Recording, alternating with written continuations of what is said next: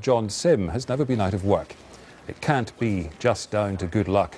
His TV CV alone is something other actors might kill for. State of Play, The Lakes, Clocking Off, Doctor Who, Mad Dogs, Life on Mars. But then there's his film work, including Human Traffic and 24-Hour Party People, his theatre work, including Shakespeare and Pinter, also acclaimed. Now, as you can see, he's back on the telly. You can see him tonight here on BBC One in The Village. We'll hear from John Simm in just a moment. First, a quick look at The Village. Right, you never feed anyone. I know how hard things are for you. No, you don't. You have got no idea! But I also know that a boy needs an education.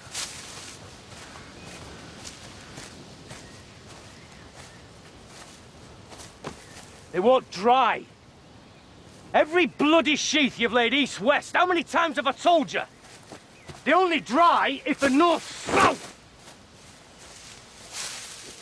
Come on. Come on! John, I watched that last week, as many people did, and you scared me. Oh, good. You frightened me. Sorry about that. You kind of jumped yourself there when you saw that clip. I know, I thought a nice bit of light-hearted comedy for a Sunday morning. Well, the fact it's on Sunday night is interesting, isn't it? I mean, looking at some of your reviews today, The Observer says you're magnificently unlikable. Matt Rudd in the Sunday Times says you're excellent. But on the programme, Matt says, frankly, anything set in the early 20th century that doesn't consist entirely of fruit, silver spoons and an awkward conversation at a long table while a butler looks at the ceiling is a huge relief and deserves 5 stars immediately. Do you have a sense of that? I can see where he's coming from, yeah. I mean, it's not your archetypical Sunday night chocolate box viewing, you know, frocks and sherry kind of show. So maybe the BBC are trying to break out of that sort of niche that they've put themselves in for the Sunday night kind of viewing. But it's quite dark and it's quite gritty, for want of a better word. But it's a huge project. It's 1/6 of the way in on this series, so there's a long way to go. There's a huge arc, especially with my character. You know, he's got to hit rock bottom before he can... But he's not at rock bottom yet. No, I think he hits rock bottom tonight. I can't take it getting worse, John. It gets a little bit worse, but, you know, the only way is up after this evening. You know. And as an actor, is part of the reason you went for it? You thought, this is going to be work for years. This is a lot of seasons. Well, me and Maxine were trying to work out, because the whole project is hopefully going to be over 100 years. Seen through the eyes of this one village, you know, so the whole of, you know, the 20th century is seen through the eyes of this village. And so if all goes according to plan, Peter Moffat will, you know, will be writing about 42 episodes of this. A little bit like it's been compared to Heimat, the German series. But me and Maxine don't think we will be alive for much longer, so we'll see. We've got a few seasons out of it yet. Yeah. Bill Jones, though, that young actor we saw you with, he's a terrific. revelation, isn't he? Yeah. He'll probably see all the series. What's he like to work with? He's terrific. He's such a lovely boy and very talented as well. Seems so natural. Yeah, that's the secret, I think, you know. Especially child acting, you know, it can look a little bit forced. And I think Antonio Bird, our director, handled Bill really, really well.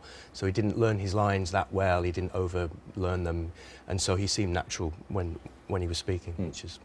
What TV are you watching at the moment? What do you watch? At the moment, what do I watch? Have I got news for you? I can't get near the TV in my house. I tape the football, I watch a few documentaries. I'm actually watching Game of Thrones.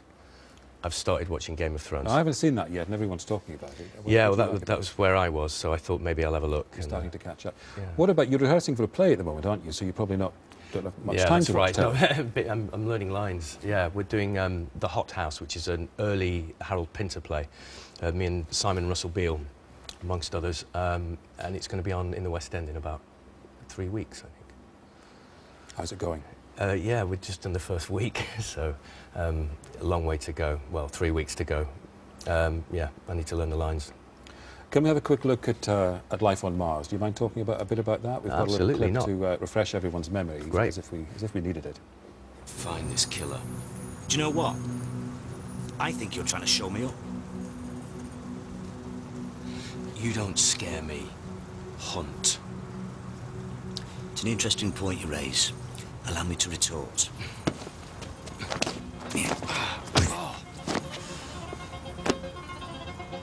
Better? You've referred to him as your sort of on-screen husband. Phil? Yeah. Yeah, it's in our contract that we have to work together every year, it seems, at the moment. I'd forgotten about that. It was a great kidney punch, wasn't it? Yeah, he's a very close friend. We're good mates. We've worked together many, many times over the years, starting in Clocking Off, I think, with Maxine Peake in, I think, 1999, and State of Play, and Life on Mars, of course, and Mad Dogs. But it was such fun to do. Is it true, I read he was trying to persuade you to play golf. Has he succeeded in doing that yet? No, I haven't succumbed. No. I've got a very addictive personality, and if I take up golf, I don't think my marriage will last through it. All right, well, very nice to see you, and we'll see you again tonight, BBC One. Thank you so much, John Simm. Cheers.